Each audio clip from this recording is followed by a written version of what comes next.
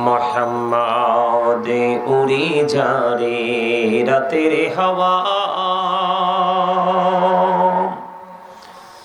জৌরে সোনার মদিনা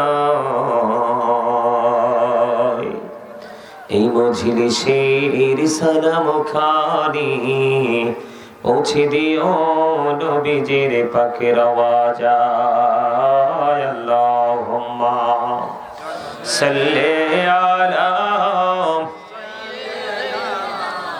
মাওলানা মুহাম্মদ ওয়া আলা আলি সাইয়্যিদিনা মোহাম্মদ বড়া সবাই গুনাহগার গো এসেছি আপনার দরবারে যার সিলাই সৃষ্টি করছেন মাফ করেন তার খাতিরে আল্লাহুম্মা সাল্লি আলা মাওলানা মুহাম্মদ ওয়া আলা আলিহি সাইয়্যিদিনা মুহাম্মদ আল্লাহ তুমি দয়া করো নসিব করো মদিনা নবীজিকে না দেখাইয়া কবর দেশে নিও না আল্লাহুম্মা মুহাম্মদে মাওলানা মুহাম্মদ ওয়া আলা আলিহি সাইয়্যিদিনা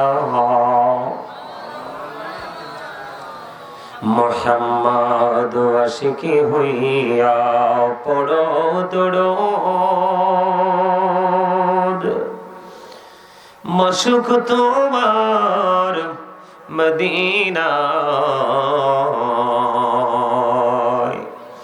আশিকি হইয়া পড়লে দরুদ যাইবা সোনার মদিনা আল্লাহুম্মা সাল্লি আলা মাওলানা মুহাম্মদ ওয়া আলা আলিহি মাওলানা মুহাম্মদ লা ইলাহা ইল্লাল্লাহ লা ইলাহা ইল্লাল্লাহ লা ইলাহা ইল্লাল্লাহ লা ইলাহা ইল্লাল্লাহ এই কত সুন্দরী মদিনা কেমনে যাব জানি না এই কত সুন্দর মদিনা কেমনে যাব জানি না এই রে দয়া করো দয়াল আল্লাহ দয়া করো নসিব করো মদিনা লা ইলাহা ইল্লাল্লাহ লা ইলাহা ভাইজান বল না কত দূরে মদিনা যাইতে এই মন দিওয়ানা হাইরে বল না কত দূর মদিনা যাইতে এই মন দিওয়ানা হাইরে দয়া করো দয়াল আল্লাহ দয়া করো দয়াল আল্লাহ নসিব করো মদিনা লা ইলাহা ইল্লাল্লাহ লা ইলাহা হাইরে নামাজে রোজা ছাইরো না মা বাবাকে ভুইলো না হাইরে নামাজে রোজা আহা মা বাবাকে ভুইল না। হায়রে জান্নাতবাসী হইতে চাইলে, জান্নাতবাসী হইতে চাইলে প্রাণ ভরে করো সাধনা। লা ইলাহা ইল্লাল্লাহ, লা ইলাহা মুহাম্মাদে ইল্লাল্লাহ, লা ইলাহা ইল্লাল্লাহ। সাদাতে জান্নাতে বানাইলো, মনের মতো সাজাইলো। আরে একটি কদম রাখার আগে, একটি কদম রাখার আগে আজরাইলে ধরাই পাঠাইলা। লা ইলাহা ইল্লাল্লাহ, লা ইলাহা। তুমি কাহুরে বানাইলা সফিউল্লাহ, তুমি কাহুরে বানাইলা নজিউল্লাহ। মোর নবীকে বানাইলা তুমি, মোর নবীকে বানাইলা তুমি নূর মুহাম্মদ সাল্লাল্লাহ। লা ইলাহা ইল্লাল্লাহ, লা ইলাহা ইল্লাল্লাহ, লা ইলাহা ইল্লাল্লাহ মুহাম্মাদুর রাসূলুল্লাহ সাল্লাল্লাহু আলাইহি ওয়াসাল্লাম।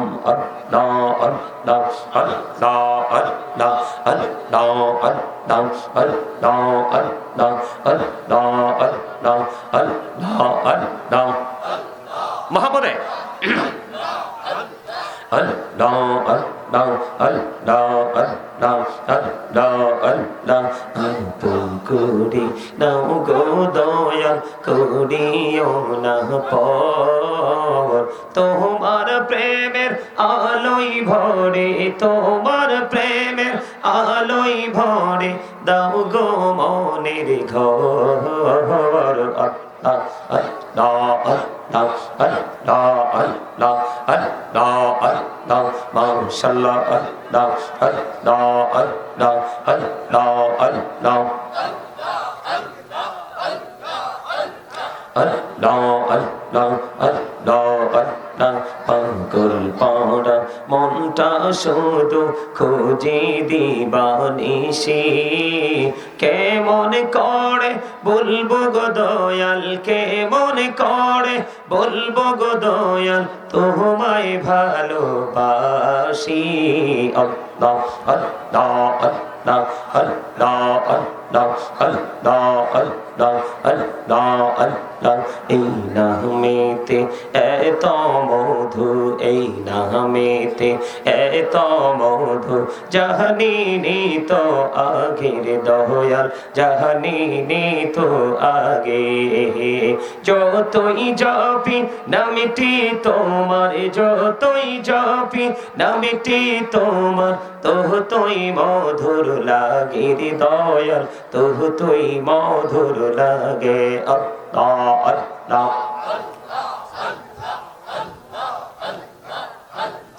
আল্লাহ আল্লাহ আল্লাহ আল্লাহ আল্লাহ আল্লাহ আল্লাহ আল্লাহ। এলাহো তো রিহিয়ার মাঝে, এলাহো তো রিহিয়ার মাঝে কিসের করো খেলা। পিছের দিকে চাইয়া দেখো, পিছের দিকে চাইয়া দেখো ডুবে যায় তোর বেলা রে। আল্লাহ আল্লাহ লা ইলাহা ইল্লাল্লাহ মুহাম্মাদুর রাসূলুল্লাহ সাল্লাল্লাহু আলাইহি ওয়াসাল্লাম। সকলে বলুন আলহামদুলিল্লাহ। সম্মানিত উপস্থিত উলামায়ে কেরাম, আমন্ত্রিত অতিথিবৃন্দ, দাড়ি পাকা আমার মুরব্বী বাবারা, যুবক ভাইয়েরা, পর্দার অন্তরালে রয়েছেন আমার মা বোনেরা, বিশেষ করে আজকে ময়ূরা যুব সমাজের উদ্যোগে আজকে দ্বিতীয় বার্ষিক তাফসিরুল কোরআন মাহফিলের আয়োজন করা হয়েছে। যারা টাকা দিয়ে, পয়সা দিয়ে, অর্থ দিয়ে, বুদ্ধি দিয়ে, শ্রম দিয়ে, সার্বিক সহযোগিতার মাধ্যমে আজকে যারাই জান্নাতের বাগানে সাজিয়েছেন সকলের প্রতি আমার আন্তরিক সালাম। আসসালামু আলাইকুম ওয়া রাহমাতুল্লাহি ওয়া বারাকাতুহু। আপনারা কি অসুস্থ? সবাই সুস্থ? সবাই? আমি দেখতে পাইতেছি আমার সামনে অসংখ্য অসুস্থ মানুষ বসে আছে। বোঝেন নাই কি বলছি? বুঝতে পারছেন? হ্যাঁ, সালামের জবাব তো দেনই নাই। আপনারা এখানে যতগুলো মানুষ বসছেন সবাই যদি প্রাণ খুলে জিকির করতেন তাহলে পুরো এই এরিয়াটা একেবারে মুখরিত হয়ে যেত। কিন্তু করছেন জিকির? আপনার আমি কেন বলছি জানেন? আপনারা কোরআন হাদিসের ভাষা শুনলে তো আপনি আহত হয়ে যাবেন। কি হয়ে যাবেন? আহত হয়ে যাবেন। আমি আপনাদেরকে 50% উইক হিসাবে চিহ্নিত করলাম, কিন্তু কোরআন হাদিসে যারা জিকির করে না তাদেরকে বলা হয়েছে he is dead, you are dead, মৃত। যারা জিকির করে না তাদেরকে কি বলা হয়েছে? আরো জোরে কি? মরা মরা, ইউ আর ডেড, মরা। তা আমি তো অসুস্থ বলছি মানে অর্ধমিত, তাই না? আরো বাকি আছে মরার 50%, ঠিক কিনা বলেন? আরো জোরে। আল্লাহ রাব্বুল আলামিন আপনাকে আমাকে পৃথিবীতে পাঠিয়েছে, সুন্দর একটা পৃথিবী আপনাকে আমাকে উপহার দিয়েছে, বিচরণ করার জন্য পুরোপুরি ভাবে ওপেনিং করে দিয়েছে। আর এই বিচরণের মধ্য দিয়ে আপনি আমি আমরা যারা আছি আশরাফুল মাখলুকাত ইনসান, আল্লাহ রাব্বুল আলামিন বলেছে প্রাণ খুলে তোমরা এখান থেকে কি নাও? মজা নাও, হারাম ছাড়া। কি ছাড়া? হারাম ছাড়া। এখন আমরা কি মজা নিচ্ছি? আমরা কি নিতে জানি? জানি না। কেন জানি না জানেন? কারণ আমাদের মধ্যে শ্রেষ্ঠ একটা অভিশাপ আল্লাহ রাব্বুল আলামিন আমাদের মধ্যে কি করে দিয়েছে? প্রেরণ করে দিয়েছে। সেটা হলো শয়তান। সেটা কি? শয়তান কি চিনেননি আপনারা? সবাই চিনে শয়তানকে, কিন্তু চিনলেও তার বিরুদ্ধে কোনো রিয়াকশনে যায় না। আপনি শয়তানকে চিনলে হবে না, শয়তানের বিরুদ্ধে রিয়াকশনে যেতে হবে। এখন এই মুহূর্তে রিয়াকশনটা কি হবে জানেননি আপনারা?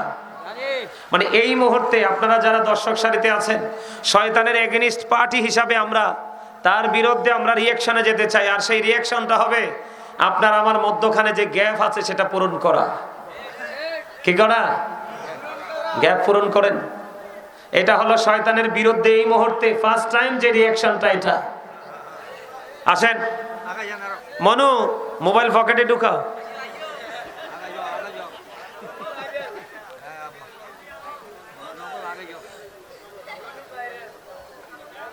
সবাই আসেন। ওমা এতনে শক্তই বইরেছি কিল্লাই, এই ব্যাগগুন চলে এর সামনের দিকে।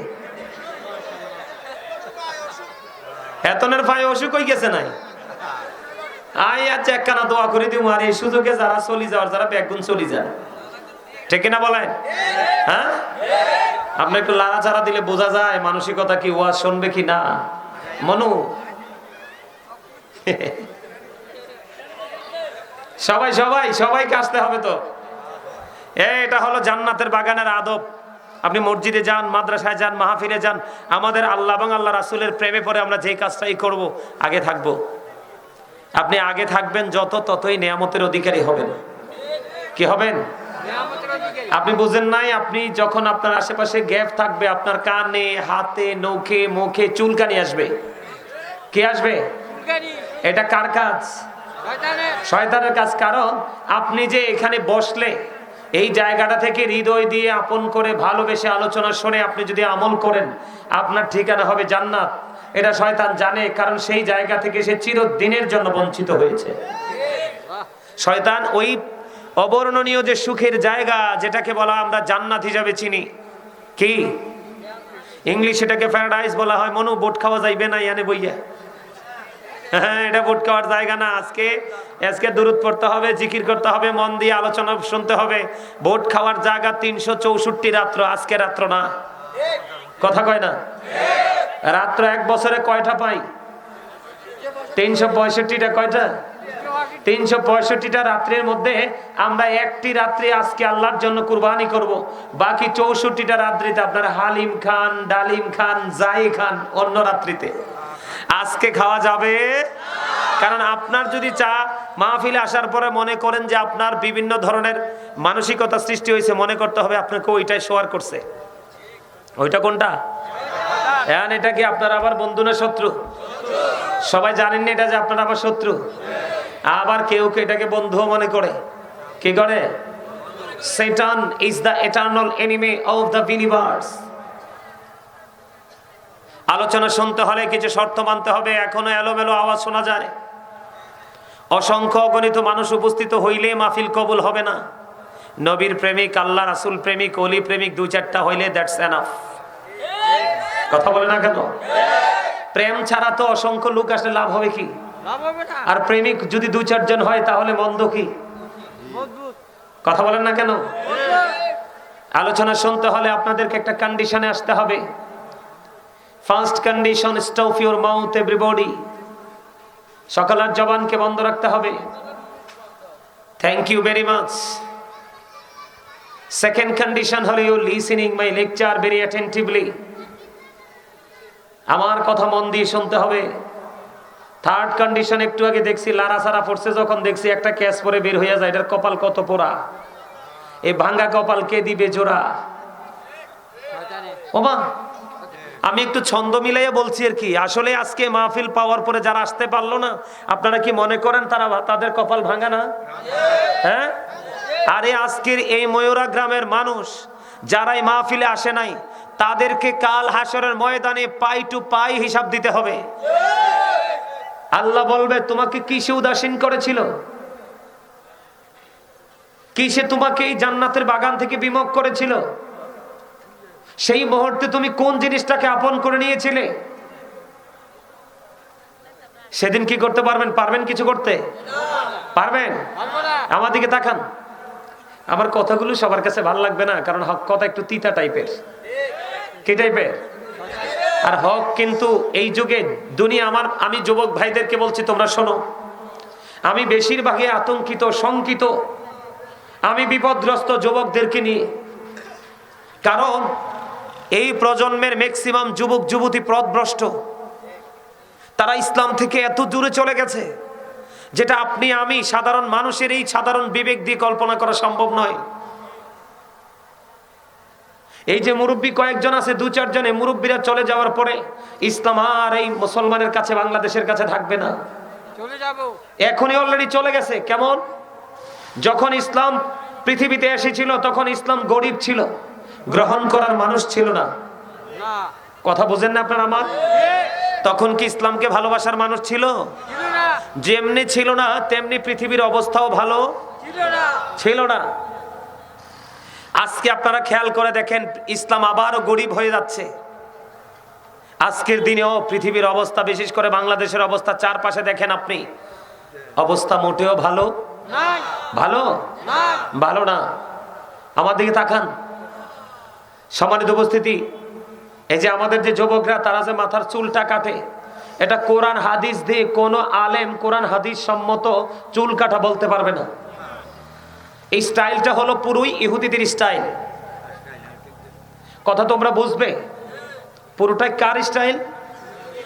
কার স্টাইল? ইহুদিদের স্টাইল। এখন ইহুদিরা কি আমাদের বন্ধু না শত্রু? এটাকে মুখস্থ বলবো নাকি কোরআন থেকে বলবো? আল্লাহ রাব্বুল আলামিন বলেছেন, ইন্নাল কাফিরিনা কানু লাকুম আদুফাম মুবিনা। আল্লাহ রাব্বুল আলামিন বলেছেন, the heretics are the eternal enemy of the believers। ঈমানদারদের প্রকাশ্য শত্রু হলো বেঈমান কাফেরেরা। তুমি কিন্তু বেঈমান কাফেরকে মাথায় তুলে রেখেছো। মাথায় থাকার কথা ছিল রাসূল। কথা বলে না? মাথায় থাকার কথা ছিল কে? রাসূল। কারণ আল্লাহ বলেছেন, মাইয়ুতি'ir রাসূলা ফাকাদ আতাআল্লাহ। আল্লাহ বলেছেন, হি হো ওবিস দ্য এবস্টিল ওবিস আল্লাহ। যেই ব্যক্তি রাসূলকে মানলো সে যেন আল্লাহকে মানলো। কারণ তুমি যদি সুন্নাহ স্টাইলে চুলটা কাটতা তাহলে এখানে নবী আছে, কিন্তু তুমি এখন নবীকে ডিলিট করে দিয়েছো। নবীকে ডিলিট করে তুমি এখানে কাকে বসাইছো? বেঈমানকে, কাকে? খেয়াল করো, ইসলাম, আমি যে বলেছি ইসলাম গরিব হয়ে যাচ্ছে, কাকে বসাইছো? ইহুদিকে। কাকে? খেয়াল করবে বিষয়টা। এই যে দাড়ি, এই যে দাড়ি, দাড়ি এক মুষ্টি পরিমাণে রাখা সুন্নাত কি? কিন্তু এখন আমার যুবকরা দাড়ি রাখে নেইমারের স্টাইলে, মেসির স্টাইলে, হিন্দি কোন সিনেমার নায়কের স্টাইলে। এখন এখানে থাকার কথা ছিল রাসূল। রাসূল যেই প্রক্রিয়াটা দেখিয়ে দিয়েছে সেইভাবে যদি তুমি মানতে পারো তাহলেই তুমি হলে প্রকৃত মুমিন। তুমি কিন্তু মুসলমান হয়ে কবরে গেলে লাভ নাই, তোমাকে মুমিন হয়ে কবরে যেতে হবে। প্রত্যেকটা মুমিনই কিন্তু মুসলমান, কিন্তু প্রত্যেকটা মুসলমান মুমিন নয়। কথা বুঝে আসে আমার? আমার কথা বুঝেন? আমি